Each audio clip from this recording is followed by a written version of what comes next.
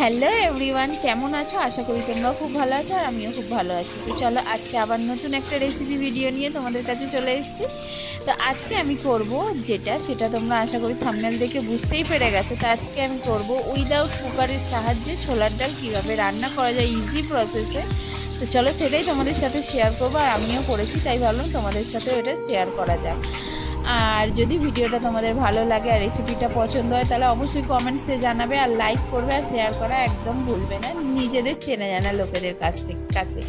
তো চলো, প্রথমে কিন্তু দোকান থেকে আমি নিয়ে চলে এসেছি ছোলার ডাল। আমরা যেহেতু দুজন মানুষ, আমরা তো দুজনের জন্য আমরা ওই 150-200 গ্রাম মতন ছোলার ডাল নিয়ে চলে এসেছি কিনে। তো এখন আমি একটা জায়গা নিয়ে নিয়েছি, সেই জায়গার মধ্যে ছোলার ডালটাকে অল্প পরিমাণ মতন জল দিয়ে ভালো করে ভিজতে দিয়ে দিয়েছি। অবশ্যই যখন তোমরা প্রেসার কুকারে ছোলার ডাল করবে না, তো যদি তোমরা আগে থেকে ডিসাইড করে রাখো যে আজকে ছোলার ডাল রান্না করবে, তাহলে অবশ্যই যদি রাতে করো তাহলে সকালেই কিন্তু দোকান থেকে কিনে এনেই 4 থেকে 6 ঘন্টার জন্য জল দিয়ে ভালো করে ভিজতে দিয়ে দেবে, কোনো নাড়াচাড়া করবে না তাকে। তো দেখো আমি প্রায় সকালবেলা দোকান থেকে আনার পরেই ওটা জলে ভিজতে দিয়ে দিয়েছিলাম, দিয়ে কিন্তু এখন এরকমভাবে পুরোটা ভিজে উঠেছে। আর ডালগুলো একটু নরম হয়ে যায় অনেকক্ষণ ভেজার কারণের জন্য। তো আমি এক পাশে কিন্তু ডালটাকে সেদ্ধ করার জন্য চাপিয়ে দিয়েছি, সেখানে কিন্তু ডালটা সেদ্ধ হচ্ছে। আর সেদ্ধ হতে হতেই আমি এখানে ডালের মশলাটা রেডি করে নিচ্ছি। মশলাও কিন্তু আমি কোনোভাবে বেটে কিছু দিইনি, খুব ইজি প্রসেসে তোমাদেরকে এই ভিডিওটা আমি আজকে তোমাদের কাছে শেয়ার করছি। তো দেখো, প্রথমে আমি ফোড়নের মধ্যে দিয়ে দিয়েছি গোটা জিরে, 2টো শুকনো লঙ্কা, গোটা গরম মশলা, দারচিনি, এলাচ আর লবঙ্গ। আর অবশ্যই ছোলার ডাল রান্না করলে কিন্তু হিং দেওয়া একদম ভুলবে না, হিংটা কিন্তু অবশ্যই দিতে হবে, হিংয়ের জন্যই কিন্তু স্বাদটা একটু অন্যরকম লাগে। তো এখানে যেহেতু আমার 200 মতন ছোলার ডাল ছিল, ওই জন্য আমি একটাই টমেটো ইউজ করেছি, যেহেতু আমার বাড়িতে কেউ টমেটো খেতে অতটা পছন্দ করে না, ওই কারণের জন্য। বাট ছোলার ডালে যদি টমেটো না দেওয়া হয় তাহলে কিন্তু একদমই ভালো লাগে। তো একটাই টমেটো ব্যবহার করেছি। তো দেখো ডালটাও আমাদের এখানে প্রপার কুক হয়ে গেছে, অল্প কিছুক্ষণের জন্য জাস্ট সেদ্ধ চাপিয়েছিলাম, তারপরে প্রপারভাবে কুক হয়ে গেছে। আবার অনেকে এটা বলে যে প্রেশার কুকারে ডালটা একটু যখন ঘাটা ঘাটা হয়ে যায় না, সেটা নাকি খুব ভালো লাগে। কিন্তু আমাদের বাড়িতে ওই যে পুরো প্রপার যে ডালটা পুরো ঘেটে যায়, ডালের কিছুই দেখা যায় না, ওরম কিন্তু কেউ পছন্দ করে না। ওই জন্য যখনই আমি ছোলার ডাল করি কুকার ইউজ একদম করি না। তো দেখো এখানে সামান্য একটা গ্লাস নিয়ে নিয়েছি, এখানে তোমরা স্ম্যাশ করার যে কোনো জিনিস নিয়ে নিতে পারো। তো আমার স্ম্যাশ করার জিনিসটা না অ্যাকচুয়ালি কোথায় রেখেছি খুঁজেই পাচ্ছি না, কারণের জন্য আমি গ্লাস নিয়েছি। গ্লাসের সাহায্যে আমি পুরো ডালগুলোকে হালকা হালকা করে স্ম্যাশ করে নিয়েছি, কিন্তু প্রপার পুরো ডালটা আমি কিন্তু স্ম্যাশ করিনি। তোমরা ভিডিওটা দেখতে থাকো তাহলেই বুঝতে পেরে যাবে। তো আমি দেখো এখানে মশলাগুলো পুরো প্রপার দিয়ে দিয়েছি, দিয়ে এবার ফাইনালি দিয়ে দিচ্ছি ডালটা স্ম্যাশ করেছিলাম সেটা।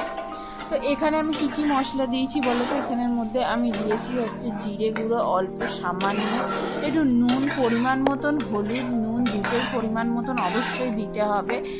আর কিন্তু কিচ্ছু অ্যাড করিনি, আদার্স কিছু, একটু আদা জাস্ট ঘষুনিতে ঘষে দিয়েছি, ব্যাস। এখানে কিন্তু আমি আদার্স কোনো মশলা ইউজ করিনি। আর তোমরা তো আশা করি সকলেই জানো ছোলার ডাল কিন্তু যখনই রান্না করা হয় নিরামিষভাবেই রান্না করা হয়। তো আমি এখানে প্রপার নিরামিষভাবেই রান্নাটা করেছি। তো দেখো সব কিছু মশলা কষানোর পর ডালটা দিয়ে কিছুক্ষণ এটা আমি দমে চাপিয়ে দিলাম। তো এখানে কিন্তু আমি প্রেশার কুকার ইউজ করিনি, জাস্ট কড়ার মধ্যে দিয়েই কিন্তু চাপা দিয়ে দিয়েছি।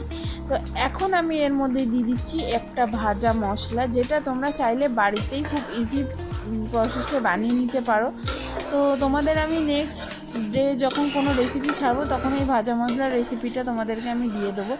এই ভাজা মশলাটা কিন্তু যে কোনো জিনিসের সঙ্গেই তোমরা যে কোনো রান্নাতেই দিতে পারো, তাতে কিন্তু স্বাদ অনেকটা বেড়ে যায়। তো চলো দিয়ে ভালো করে নাড়াচাড়া এখানে করে নিলাম। করার পর কিন্তু কিছুক্ষণ ওয়েট করব যাতে আমাদের ডালটা প্রপার মশলা যেটুকু মশলা আছে তার সঙ্গে পুরো প্রপারভাবে মিশে যায় ও প্রপারভাবে কুক হয়ে যায়। তো সামান্য পরিমাণ এখানে কিন্তু চিনিও দিতে হবে, চিনি অবশ্যই অ্যাড করবে, কেন ছোলার ডাল ঝাল বা টক এরকম তো হয় না, একটু মিষ্টি ভাব অবশ্যই রাখতে হবে। মিষ্টি না দিলে কিন্তু ছোলার ডাল কোনো রকমভাবেই খেতে স্বাদ আসে না। তো এখানে আমি কিন্তু পরিমাণ মতন চিনি ইউজ করেছি, তোমরা চাইলে কেউ বেশিও ইউজ করতে পারো, আবার কেউ কমও ইউজ করতে পারো।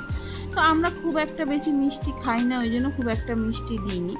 আর আমি এখানে যেটা সব থেকে বেশি অ্যাড করেছি সেটা হচ্ছে ধনে পাতা। অনেকে কিন্তু ছোলার ডালে গরম মশলা অ্যাড করে, তোমরা চাইলে গরম মশলাও এখানে দিতে পারো। তো আমার হাজব্যান্ড গরম মশলাটা একদম গরম মশলার গন্ধটা অতটা নিতে পারে না, ওই কারণের জন্য কিন্তু আমি এখানে দিয়ে দিয়েছি সামান্য পরিমাণ একটু ধনেপাতা কুচি। ধনেপাতা দেওয়ার জন্য স্বাদের কিন্তু ছোলার ডালের স্বাদের কোনো চেঞ্জ হয়নি। অনেকেই ভাবে যে ধনেপাতা দিলে ধনেপাতা গন্ধ ছাড়বে, তা কিন্তু অবশ্যই নয়। পরিমাণ মতন যে কোনো জিনিস যে কোনো রান্নায় দিলে কখনোই কোনোটা বেশি মনে হয় না। তো চলো, খুব ইজি প্রসেসে তোমাদেরকে দেখালাম যে কী করে ছোলার ডাল নিমিষের মধ্যেই হয়ে যায় প্রেসার কুকার ছাড়া।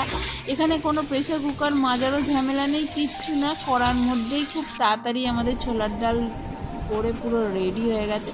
আর দেখো, আমি তো রাতের ডিনারের জন্য খেতেও বসে পড়েছি। আর লঙ্কা স্যালাডে আছে শসা, পেঁয়াজ, বিট নুন আর রুটি। তো আমরা এটা রুটি দিয়েই সেদিনকে খেয়েছিলাম, কারণ প্রথমেই ভেবেছিলাম যে লুচি করব, বাট হয়ে ওঠেনি ওই কারণের জন্য। তো টাটা।